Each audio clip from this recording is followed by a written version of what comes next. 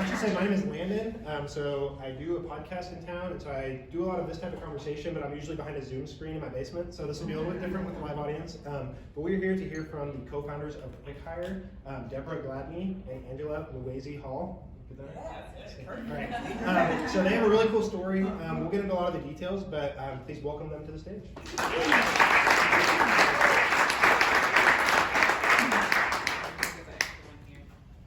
How you guys doing? Y'all? Thanks for coming. I know. It's good to see everybody. All right. So we are here to talk about your company, QuickHire. But before we get into that, I know I want to hear a little bit more about your past. So can you guys just tell us a little bit about kind of where you're from? What was growing up like around here? It's a loaded question. Well, Deborah, I'm the older sister. I know you can't tell. It's here. We're the fourth and fifth out of five kids. Were children of African immigrants. They came to this country in 1980 from Uganda. They landed in Iowa and continuing their studies. But I think that's where we first kind of learned how to be scrappy, just watching them navigate a new country with very little, learning a new language, so many different things, but just not having excuses. So that was something that we've been around all of our lives, but Angie and I, we've always been super close. She can talk more about that. Yeah, I'm a very loud person, so I'll try not to scream into the microphone. But yeah, we've always been very close, and we've always had this mentality of whatever we want to do, we'll put our heads together to do it. So whether it was, when we were younger, we're going to do a dance group or a music group, let's get our friends together and do it. We actually, coming into this building was very nostalgic. When we did a music camp growing up, and that was when we were like putting our heads together for a music group, and now we're here talking about a business that we put our heads together almost 20 years later. So it's like, hey, look at us continuing to make things happen. But yeah, even when we were younger, we would put our minds together to, if we wanted to buy a car. I was working at All Star Adventures, and Deborah was working at the mall, and we saved all of our money to make it happen. So yeah, all of our lives, we've always just known that with each other, like, we can get things done. But yeah, it was a really fun childhood. And yeah, here we are. Where did you guys go to high school or grow up? Oh, so we went to Wichita Heights. Both of us are graduates there. Our parents, they moved around a little bit after finishing in Iowa, and then we settled in Wichita when I was in second grade and she was in kindergarten. So went to Gammon Elementary, I went to Brooks, she went to Coleman, then we graduated from Heights, and then went on to K-State. Okay, that was and what did you guys study? So I studied broadcast journalism, very random. I had the goal of someday being a TV news reporter, but then, I pivoted and did some other things in corporate communications, but definitely didn't think I would land in entrepreneurship, especially tech, so nothing related to it. Yeah, and neither, I didn't do anything related to tech or entrepreneurship. I actually studied biology. I had the desire to become a dentist, and I think it was about my junior year where I was like, I don't know if I want to do this, but hey, I gotta commit and see this degree through. So I graduated with biology, but then moved to Los Angeles to work for a nonprofit. I was working for Volunteers of America, and that experience really developed some of the ideas that came with QuickHire. Very cool. So after college, you moved to LA, and what did you do out of school? What did I do? So I bounced around a little bit between corporate communications. I did some PR. I worked at New Spring Church for a little while. I still serve there as well. But yeah, I did a little bit of everything, I guess. But I think prior, just growing up, even throughout high school, we did a lot of service industry stuff. I worked in retail, I worked in restaurants, I worked in all of that. So again, as far as like that early exposure to where we are now, it's kind of interesting how the whole journey kind of made a full circle. Yeah, for sure. And Angela, you live in Chicago, is that correct? Yeah. So how did you end up there? Was LA, was Wichita, what was that process? Oh. Yeah, that's quite a process. So, it was about April of 2020. I got a phone call from Deborah. I always tell this story. It was 4 o'clock in the morning. I had been stewing over the idea of QuickHire for quite some time, but Deborah called me and was like, the idea about the app. And I was like, what? It's 4 a.m. She's like, we gotta do it. As we all know, during that time, COVID was running rampant. Lots of people were losing their jobs. They were reassessing what they needed to do in their lives.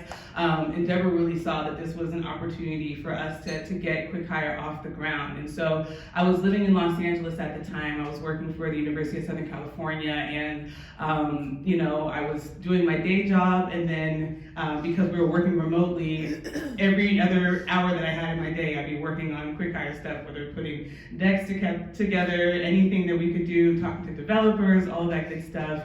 But during that time in Los Angeles, I was living downtown. It was very crazy with COVID. There was a lot of civil unrest. I looked around and I was like, you know what? I think we should go home to Wichita.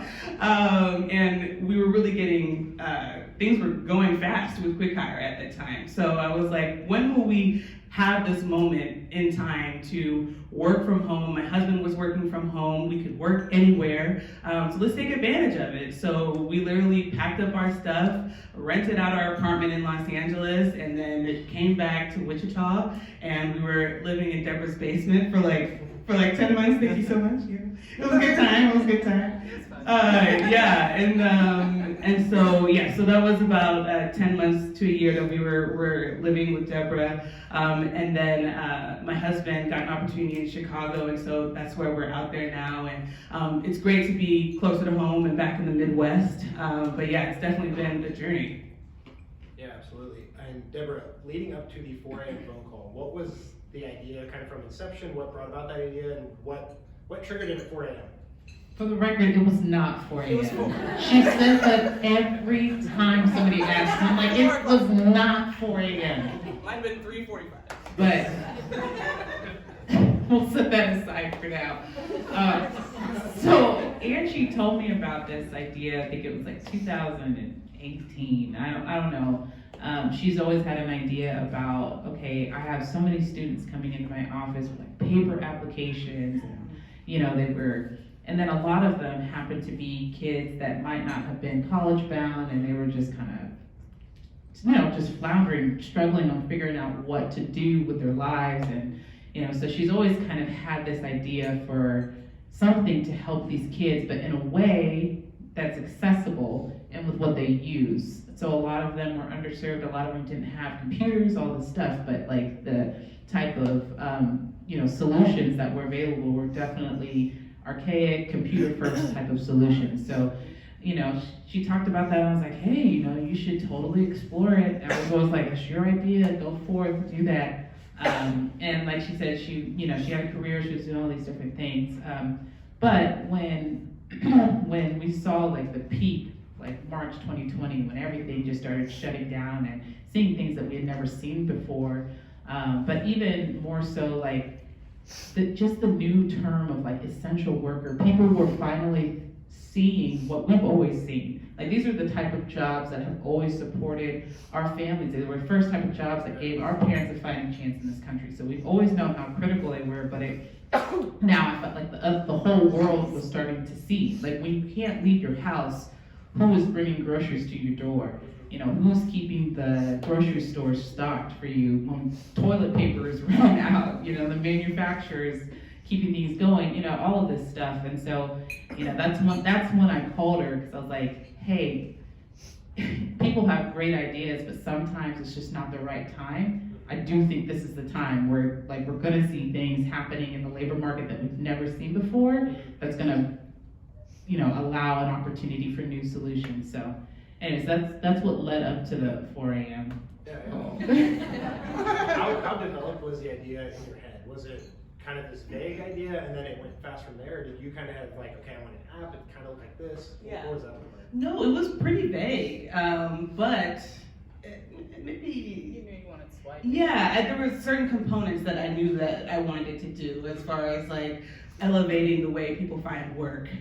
People in this generation are used to using their phones. They're on Tinder all the time. You know, hey, wouldn't it be cool if people applied to a job with a swipe, just like that? You know, we were talking about how people felt like service industry jobs may be dead-end jobs, and that's not the case. How can we show them that? You know, some people are used to seeing a credit score. So let's make a career health score, give them a point system, they can see what they need to do to get to the next level, you know?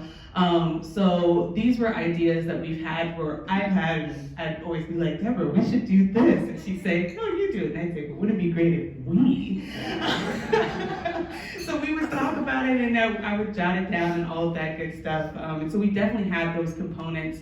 But I must say that Deborah is just such a tenacious person. If anybody has the pleasure of getting to know her or work with her one-on-one. So when I got that phone call, I was like, it's happening, yes. Because even though like we did not know anything about startups, tech world, anything like that, we knew that was like, okay, first things first, let's put all those ideas together. Let's put a deck of like everything that you wrote down in those notebooks. Let's put it in one place. Let's start looking up. I heard of these VCs and this obscure thing. What it was, let's look into that. Let's see what we need to do. And so, yeah, so we had some ideas, but that really lit the match. Awesome. Before the next step, I have one question about, it just left, never mind. So you didn't have experience in tech, so what was the next step? So you put together a PowerPoint and stuff like that, but eventually you have to build it, right? So what did that look like? How did you find somebody? What did that look like? Yeah, I think that was the beauty of having had time after college to really experience the world, build networks, see what else is out there, because when it came time for this, even though we had no experience, we had built a network to go to ask. And so we knew that and I think also we had a lot at stake. You know, I have 3 children, a household to support. So I'm like, before we spend $8, let's first research and figure out what we're even getting ourselves into. And so luckily we had some folks that worked in tech, so that was a good start. But then Angie had a few networks out in LA. One in particular, she actually built her own app as well.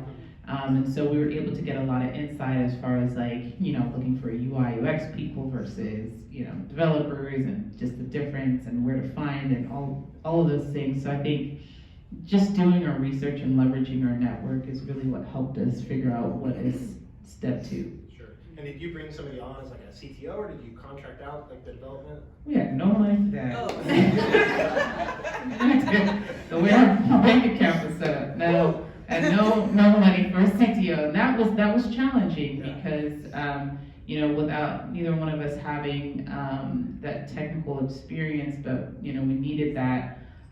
So we just leveraged contractors in the beginning, and for us it was just one step at a time. We have very clear milestones. It's like, okay, let's just get to an MVP, let's just get to this, but we just couldn't even focus on go to market. We just get one step at a time, because literally we can only afford to pay people one step at a time.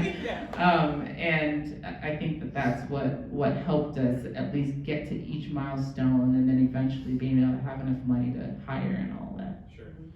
And I thought of my question.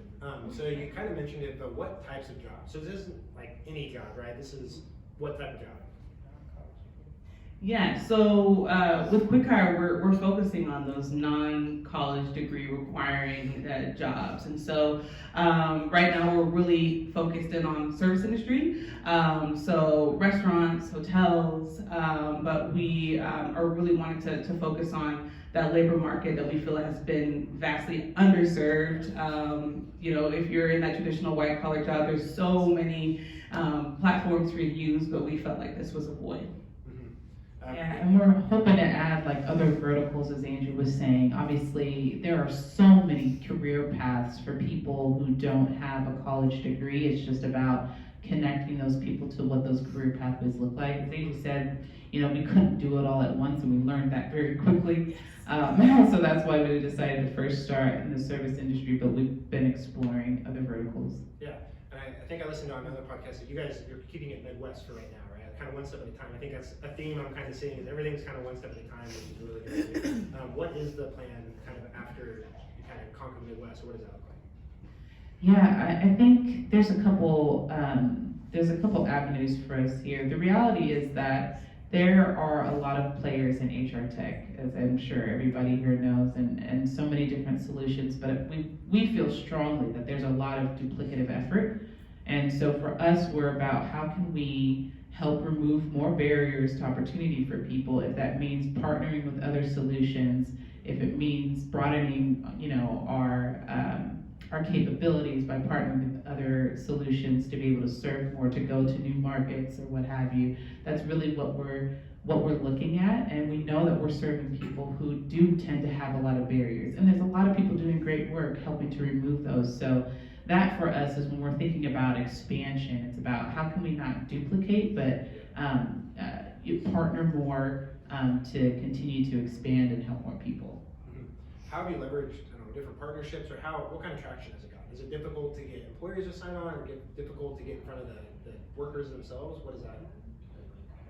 Yeah, go ahead. I think, so that was definitely a huge learning for us, and still learning, candidly.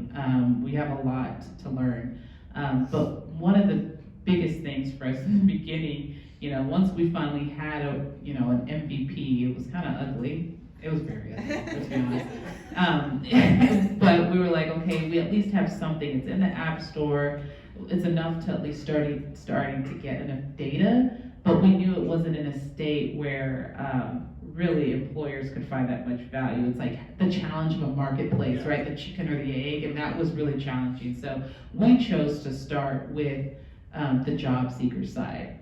So we always felt like if we can create value for the job seeker, the employers will come. So we tried to build the platform in a way where it can create value for the job seeker regardless of the amount of job opportunities out there. How can we engage them in another way?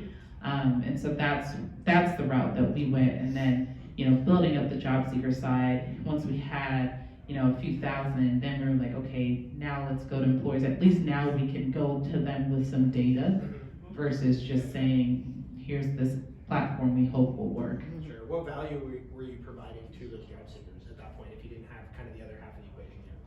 Yeah, so as Andrew was saying, like having a career health score, which is like a credit score, but essentially what we did is we built the platform in a way, instead of it being a job board, we call it a career discovery platform. So they can't just come to our platform and spray their resume. They go through an onboarding process, and then from there, we essentially connect them with what we call the 3 C's, which is career, competency, and community tools. So it's a wraparound service of saying, okay, this is what you want to do. This is how we get you there. And obviously the jobs part, the career tools, having jobs is a part of it. But as you all know, it's just one element of a healthy career. You know, it's the networking. You guys coming here. You know, it's what trainings, what things are you doing to continue to progress yourself. And so that's how we built the platform, to create value. Sure. What is the business model? So you mentioned, there's obviously the two halves of it. What does that look like? Who's paying for it, essentially?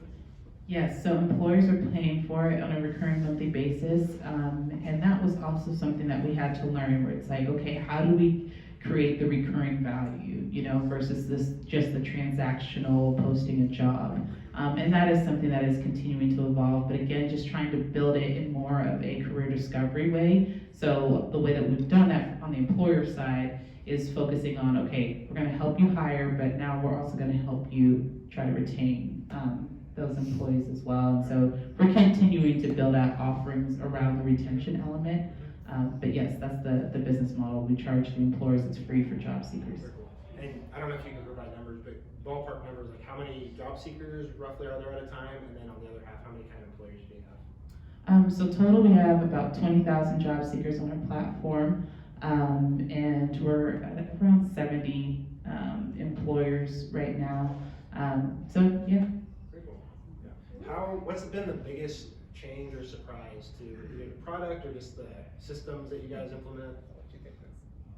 Oh man, that it works. I mean, yeah, you can log in and it works. Getting to that MVP was a huge milestone for us. I mean, we cannot stress how much, when people talk about bootstrapping, we didn't have a boot or the strap. I think it was more like a crock, but we worked it out. And so, now when we go into our platform and we see that there are thousands of people that are able to find work, that they're able to figure out their next step. We hear from our applicants. We still have the pleasure of talking to some of the people that are using our platform and hearing their stories, and to have those moments of like, it's working, it's doing what we wanted it to do, and people are getting back on their feet and figuring out what they're wanting to do in their lives. So it's just really exciting to see something that we put together. If you would see that first deck, I mean, it was not the prettiest, but to see how it has come to life and how it's really making a positive impact in several people's lives is just amazing. Yeah, if I may add, Because we were just talking about this the other day, because like one of the things, Angie and I will pitch in on helping with like the support live chat. yes. And so when job seekers will get on there and they'll, just talking to them, like that to me is like the coolest thing, that like people are coming to our platform and that they're using it to help progress themselves. That is like the coolest thing. And yeah, so just That's incredible. Yeah. So from MVP, where did the VC funding come in? Was it like you had that before the MVP, you had the MVP, and it was X months later? What did that look like? that was, whew, yeah, we had a lot to learn, and we still do, but now we're lucky that we have people on our team that are supporting us as we're continuing down this path, Josh being one of them. But getting to the VC story, so first off, we didn't, like Angie said, we didn't know what venture capital was. And so we did a lot of research, and in the beginning, we just would go on like websites, and they would say, we invest at day zero. So we're like, we're at day zero. So let's reach out. They say they invest at day zero. So like we have this PowerPoint, and of course, like after you talk to them, they ask, what traction you have, and we're like, nothing, So I mean, it went nowhere, and that is if they responded. A lot of them, I remember we emailed so many investors in the beginning, and very few responded, but the few that we got, it was like winning the lottery. I was like, Angie, they responded. We have a meeting. And just learning that like we were way too early, asking for valuations that made no sense and all of these things. And so, after a while we started to realize, okay, maybe we don't have this figured out. Maybe we still have a lot left to learn, but we just started focusing on things that we could control. So we're like, let's just focus on the MVP, and then once we get it out there, then hopefully we can start building some traction. And so getting the MVP, that helped. As Angie was saying, we still have bugs, but a lot of bugs back then. But we at least had enough to get some job seekers on there, get feedback, and at least say, okay, we have enough evidence that we're on to something. So then from there, we were able to get an angel. And that is really what helped us, because having an angel, then we were able to hire a CTO. And I think that's what took us to the next level, because that was a missing capability, not having a technical person in-house working on this every day. It's hard for bigger investors to back a company that does not have a technical founder or a technical person on the team. So that was huge for us. Then we did an accelerator, we did Techstars, and then it made the path easier from there. Yeah, and tell us about Techstars a little bit. Yeah, so we did the Techstars Iowa program. It's an accelerator program for young startups. It was just an amazing experience for us. We were in there with, it was a group of 10, and it was about a 6-week, how long? Or 12-week program, where it was just an intense, everything was just how to pitch, our business model, everything, how to talk to investors. It was just a really high, pressured, boot camp, but we got so much value out of it. And our director, Curdy, she is just so fantastic. And that was actually something that we tried. We applied to a Techstars program. We applied 3 times, actually. It took us 3 times to get into it. Each time before then, it was like, oh, you guys were our 11th pick. If we had one more, That's we're like, so nice. yeah, that's the next way of saying no. Who wants to be the last? Yeah, who wants to be the last? Like, just say no and leave us alone. But each time, we would say, like, never again, but we would talk to some investors who would tell us, like, we do need to consider an accelerator program. Being first-time founders, being women of color, we had a lot of things that were up against us that we knew and some things that we didn't know. And sometimes having that Techstars name behind you is that stamp of approval that will open a lot of doors for you. And it was really beneficial as far as connecting us to different investors, but also just sharpening our skills. So yeah, highly recommended for anybody that is starting a company. For sure. And was there a reason you went to the Iowa one specifically? Because does Kansas City have, I don't know where the different programs are. Why Iowa? Good question. Because when we decided, okay, we'll apply one more time, we did first talk to a number of different MDs. We talked to LA. Kansas City wasn't going at the time that we were considering it, so it was just a timing thing there. But we talked to a few different MDs, but when we talked to Curdy at Iowa, we just gelled with her, and especially it being our 3rd time, we're like, we want somebody straightforward that's gonna tell us from the beginning, like if you believe in it, great. If you don't, let us know, and she was just very much that way from the beginning, so it was honestly, that was the reason why we applied. And even now, I'm just grateful because she's still coaching us now, so. One statistic that I did see was that you were the first Black woman in Kansas to raise over $1 billion, so congratulations.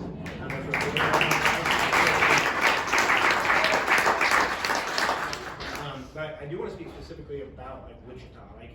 How, obviously, you have a lot of support in the room, but how has Wichita supported you, or maybe lack of support? What does that look like with experiencing it as founders coming out of Wichita? Yeah, you can start.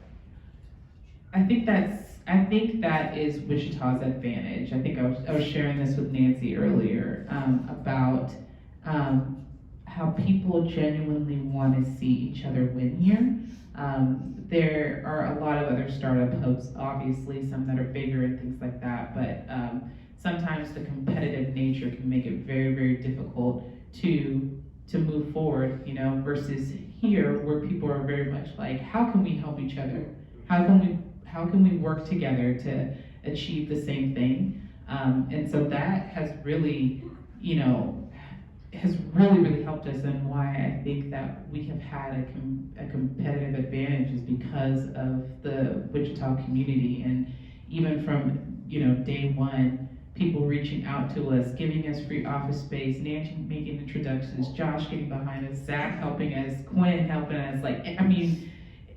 So many people just like how can we help them?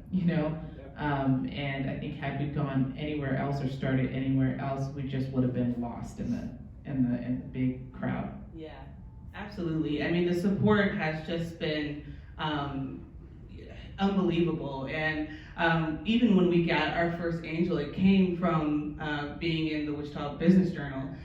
He read an article where we were just being honest about our experience, when we first started talking to these VCs. And I had mentioned to someone, oh, we're trying to raise about $250,000. And he was like, oh, you should really just talk to your family and friends. And I was like, you must not know my family. Well, my family's right here. I was like,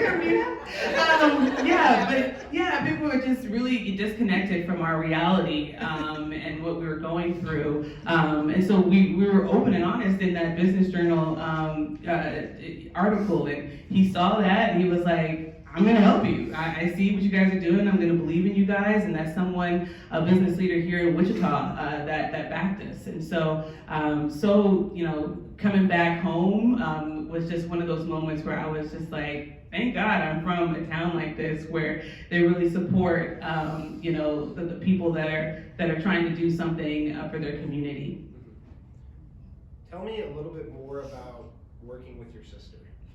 How is that? Do you have any fun stories, or like what's been the biggest surprise or challenge? What is that like? Deborah and I are very, very close. We finish each other's sentences and sandwiches sometimes.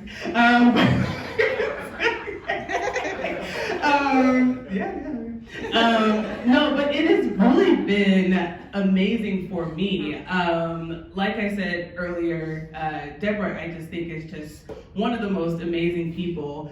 People always are like, oh, we all have the same amount of hours in the day as Oprah or Beyonce or whomever, and I would be like, I have the same amount of hours in the day as Deborah. Like, my goodness, like when we first started, she just had a baby when we first were like getting pen to paper, and she would be looking at wireframes, and she was about to go into the delivery room, and I'm like, Deborah, this can't wait, please. And so just really being able to like watch the growth in someone that you always believe, like if you would have asked me when I was 12 years old what Deborah would be one day, I'd be like, she's going to be a CEO of some major company, and to be able to witness this growth has just been phenomenal. And also, this process has not been easy. There have been times where I've been like, oh my gosh, I don't know if we're doing the right thing. Like, this is really difficult. I mean, we got denied from Techstars again, whatever the case may be. But to have a sister that is like, I got you, when I'm down, you're gonna be up, and vice versa, that knows, that how I act when I'm stressed or when I need a break or whatever the case may be. To be working with someone that knows me that well has really just been something special. So it's been a really great time for me. Oh, it's so sweet. No, I mean, I agree. I mean, I will say, like, I wouldn't be able to go into business with everyone in our family. Let's be clear. So you have to know your family very well, who you can work with and who you can't. But Andrew's been like the best co-founder. I feel like it has been such an advantage, like. And she knows me so well, so like she knows what I need in the moment. She knows when it's the right time to like kick me in gear, like, you got this. But she also knows when, like, okay, she's not taking it well. Like, the last thing I need to do is like beat her up, and or even like she'll just protect my peace. Like, not too long ago, we had an AWS issue where it just completely just shut our platform down, and like, one of our developers came over and was like, I think all the data's gone too, and Andrew's like, shh. Not now. Don't come to her with this. Oh my gosh. Anyways, it wasn't gone, thank goodness. But it's those type of things, it's the little things, because entrepreneurship is so difficult. It is very, very difficult, and it can be extremely lonely. But having her has made the journeys much easier. Yeah. So. Yeah. What's the biggest thing, or what are the biggest lessons you've learned that you wish you knew when you started that would have made the journey a little bit easier?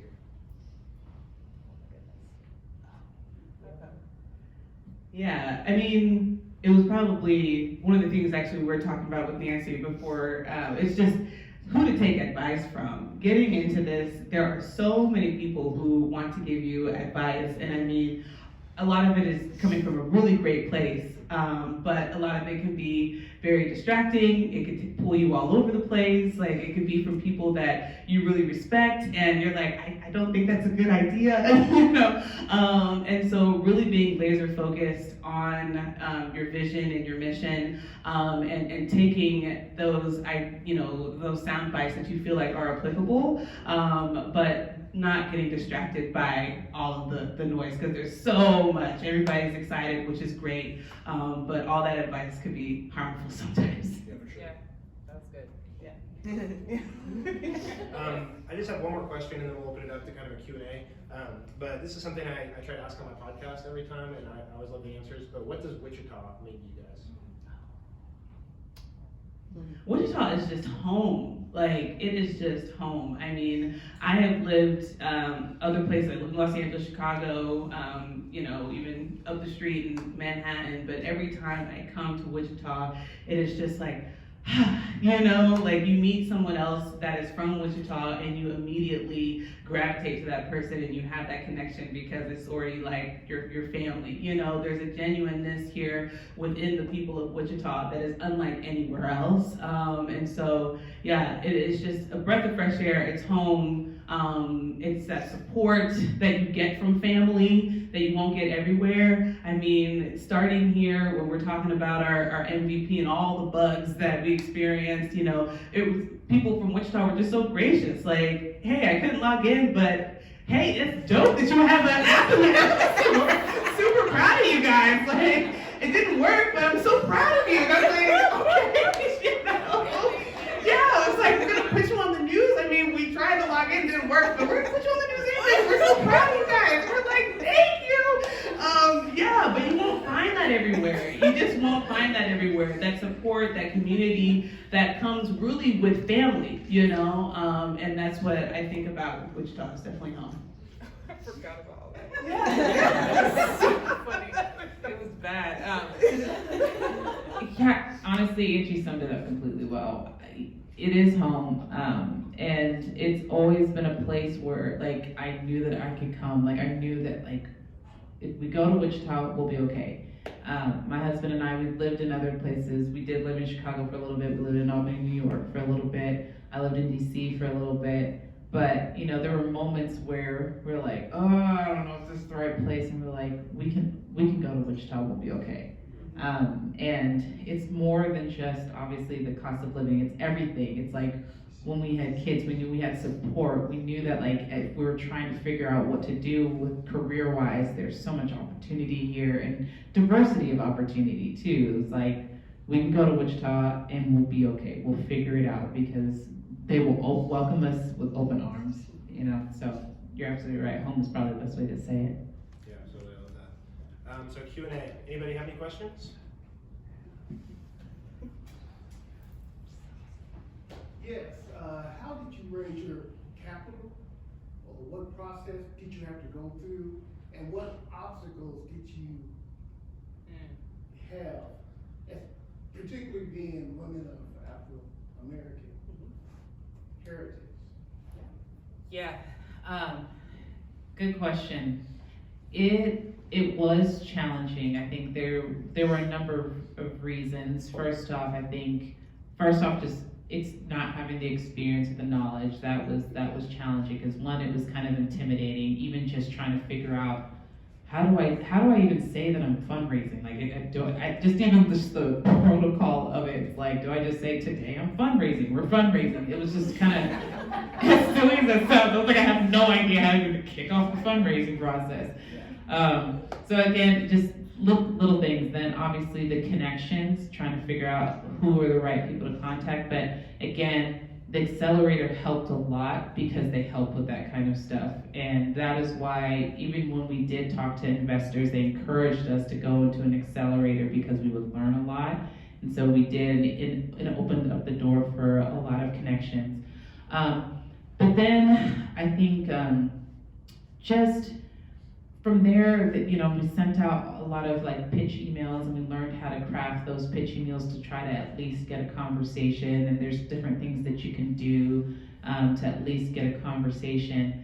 And we had to learn too how to ask the question, will you invest? What will it take to get a yes from you? And having to learn how to be that forward was very uncomfortable, very, very uncomfortable. But it was also like, I feel like until we got our first yes, it was very difficult. It was really, really difficult. Like, people were kind of like, this is cool, I don't know. You know, we got a lot of like maybes.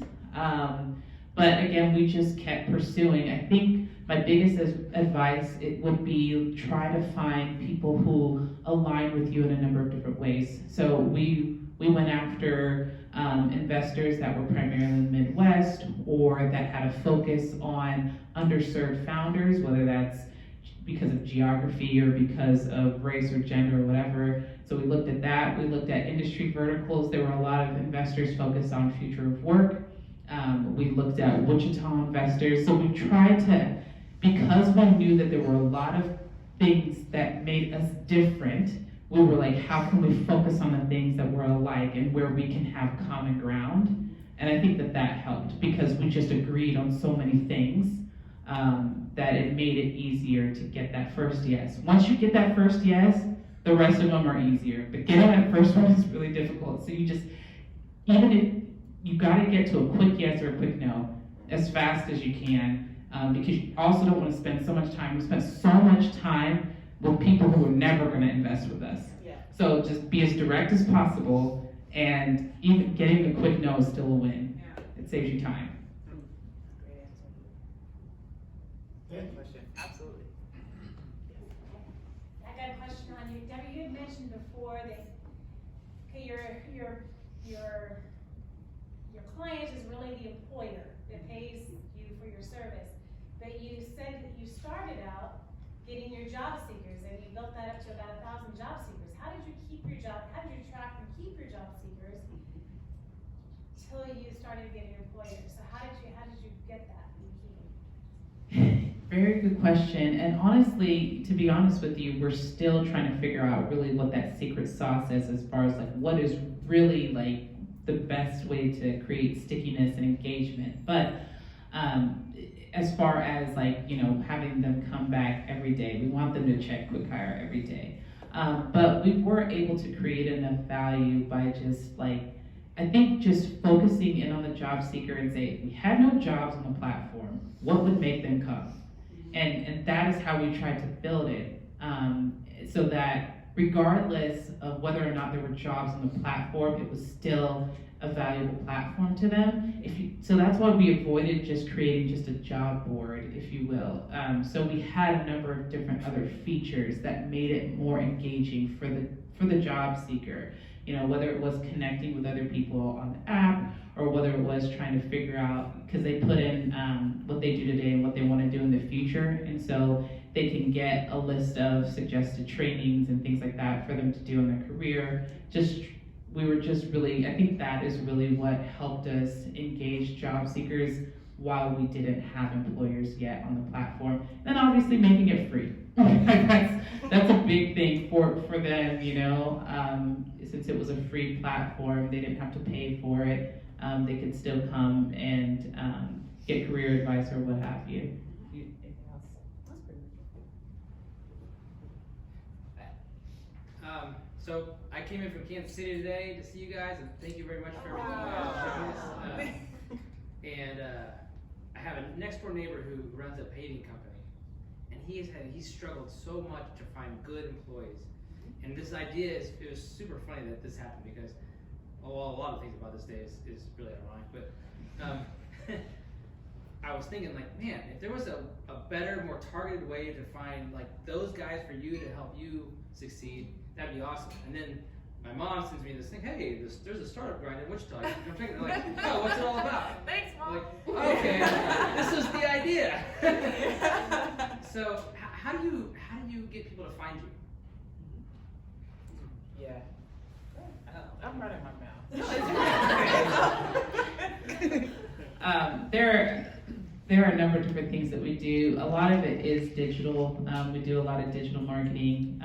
We do cross-promote. Like, we try to be a one-stop shop for employers too. So whenever they post a position on our platform, it automatically goes to at least 500 different links and boards and things. So just getting the amount of eyeballs, we get a lot of traction that way. But yeah, we do a lot of the traditional Facebook, social media type of advertising. We've done, we've experimented in a lot of different ways, and as we continue to go down the path of talent retention and career discovery, a lot of things that we're thinking about and exploring with some of the companies is the concept of global mobility and internal mobility, and actually onboarding like an entire workforce for a company to where we can help that entire workforce, but that will also help us acquire more job seekers as well. So there's a number of different pathways that we're exploring, but primarily it's been digital that's helped us a lot. Yeah, and I've been surprised, pleasantly surprised about how much word of mouth has worked for us. Because we started really with the hiring portion of our platform, it's gotten very good. And so literally there are people that come to QuickHire, they apply to a job, they are able to schedule an interview right away because they qualify for it. And some people even get the job like as soon as in one day. And so being able to like, hey, I told my friend he needs to go to QuickHire because I got this job so quickly, he needs to go do the same. And so that word of mouth throughout Wichita has been really awesome for us, and exciting to see when people come to us organically like that. Do you, was your first company that came on board, were they from Wichita? Yep. Yes. Okay. Yep. And how long did it take, like courting them and that process? Oh my God. Go ahead. Yeah, so with that one, it was Doodah Diner, actually, and she was connected to us from a friend, and so she reached out to us saying, I want to post a job, and we were like, oh my gosh, somebody wants to post a job. I know. And we're like, how do we do it? How do we charge someone? I don't know. So yeah, so and you were like, should we do a free trial? I was like, no more free trials. because we were doing this like free trials. We just wanted people to just use it, just anybody use it. Hold on 1 second, ma'am. Yeah, I was like, hold on 1 second. Let me talk to my secretary, Deborah. No more free trials, but even it was a very, very small amount what we charged. But yeah, I mean, that was an experience. And from that, then it was also word of mouth there. Like she's very connected in the restaurant industry in Wichita, and told her friends, which told their friends, which we were able to pick up traction that way. So that was super exciting. That's a funny experience. Yeah, but that also taught us how customer referrals is probably like one of the best drivers of customer traction, and so putting in maybe some type of referral program or something, because they do talk to each other. Industry professionals, they talk to each other, they share resources, and that was like our first experience from that. So that was how we got our first paying customer. Yeah. I will say, like, getting like our actual first customer, like not even paying, like first company just on the platform, we had no idea what to do. Yeah. So what we literally did, we took our laptops and started driving to different restaurants that had now hiring signs, and like we had our laptops. Yeah. We tried to sign up. We tried to pick a time where it wasn't really busy, like usually like that 2 to 4 range, and we walked in. I made sure I had my mobile hotspot on, so we had Wi-Fi, and so we signed up like a Jimmy John's and like Beatty's Mongolian Grill, like that just got them on board. And that helped us because we could at least say we had employers on the platform, we had some jobs. Even though we weren't charging, but like that's how we literally got our first 2 companies on the platform. Yeah. A couple of follow-up questions on that. No, one, do you still work with Doodah Diner? Yeah, we do. Yes, we do. And I will say, like, we've learned a lot working with mom and pops too. And that was a huge learning for us. We learned a lot about who our ideal customer profile was. Last year, it was very much about get people on the platform. Let's learn. Let's see if people will even pay for something like this. Now it's like, okay, now we know who really we want to target. So while we still want to serve the mom and pops, we have kind of focused in on more mid-market. And so that has just been a big focus for us this year. And I think it's really cool to think that you guys were doing this all while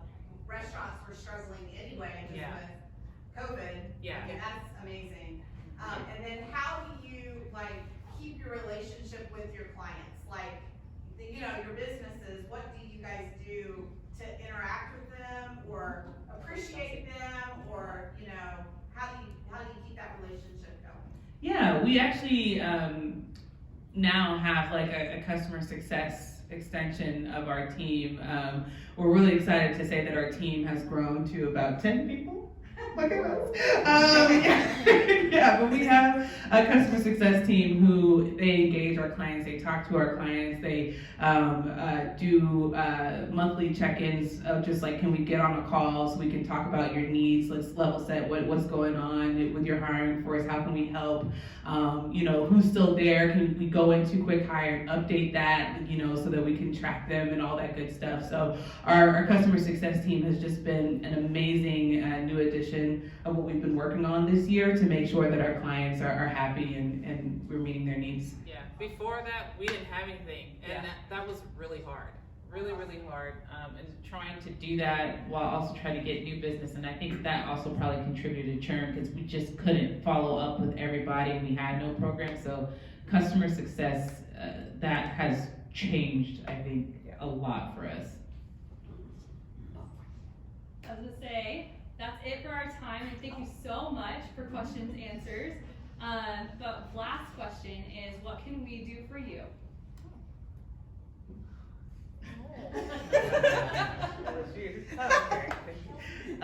Well, first of all, this was amazing. Thank you so much for having us. I mean, opportunities like this for us to, share our story because, while we're going through it, it's really intense. And so to have opportunities to just share with people who are supporters or just interested, it really is a breath of fresh air for us to be around people that are, supporting what we're doing. But honestly, hey, be continuing to just connect with people who you think, we'd love to meet your neighbor. Hey. So any good connections that you think they would like to know about QuickHire and use QuickHire, we'd love to do that. But also any young entrepreneurs that you feel like, that we should talk to, or we can help get them fired up, or we just be a good person we can help learn, they can teach us things or whatever the case may be, because we're still young in our business and we still have a lot to learn, and so the more that we can get around people that have been there, the better we will be. So Tech talent, always wanting to talk to tech talent. So if you have any software developer friends interested, and honestly, we just can't have this dream of really trying to hire local.